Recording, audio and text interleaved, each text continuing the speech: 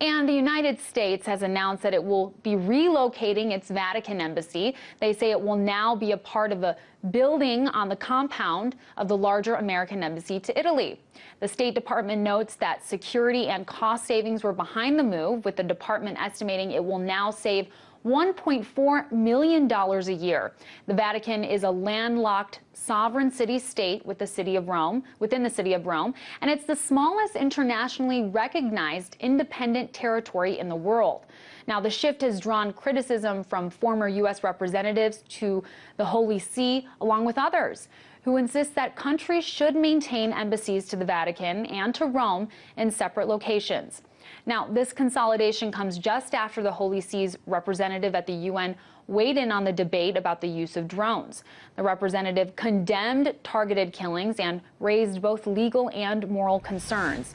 In recent days, the Pope also said, quote, "How can it be that it is not a news item when an elderly homeless person dies of exposure, but it is news when the stock market loses 2 points? This is a case of exclusion. Can we continue to stand by when food is thrown away while people are starving? This is a case of inequality." And also, here's a picture of the Pope with an anti-fracking shirt. So could the new outspokenness of the Vatican be behind the closure? To discuss this development a little bit more, I'm joined now by Jimmy Akin, a senior apologist at Catholic.com. Jimmy, thanks for joining me. My pleasure, Amira. So the State Department is citing security concerns as one of the reasons to relocate this embassy. Now, this might make a little more sense to me, I guess, if we were talking about embassies in the Middle East. But we're talking about the Vatican. What kinds of security concerns could it possibly pose? Well, there's been some people who've tried to connect it to the Benghazi attack back on 9/11. And as you mentioned, that occurred in a Middle Eastern country, and you sometimes have kind of mobs develop. I mean, we've seen that across the Middle East, and you had a mob apparently organized break in and kill people. But it's hard to imagine that happening in Rome. And so that couldn't be what they're thinking. What they might be thinking is some kind of terrorist plot that would be trying to target U.S. Interests in Rome. Perhaps, I mean, it wouldn't involve a big mob or anything like that. It might involve a bomb or something, or a sniper or something like that. But you just wouldn't get that big mob effect in Rome. Not of people trying to break in and burn everything and kill people. So that's unreasonable. There have been a lot of people who've questioned whether that's really their motive at all. Right. And so I would tend to be I would at least have a question in my mind about to what extent is that their actual motive. Same thing with cost savings. $1 million a year to a government that spends trillions is peanuts. I mean, it's less than peanuts. And you just know if you downgrade your embassy with somebody, they're going to take that as a slap. And so a lot of people have suggested that the administration is actually trying to distance itself from the Vatican. Well, that's what I want to actually jump in, because I want to talk to you a little bit about that, because as I'm sure you know, the Pope has been very vocal about everything from drones to fracking. And this has all been, you know, in the last few months or so. Is it at all possible that this consolidation is a result of that tension, of those criticisms that we're hearing? I think that's easily possible. On the other hand, you can't underestimate government cluelessness. So there could be that factor at work as well. It could be an attempt to distance itself from the Vatican, to signal displeasure with the Vatican. That's certainly how the Vatican's going to take it, whether they object publicly or not. Right. And so it's either deliberate or it's just clueless.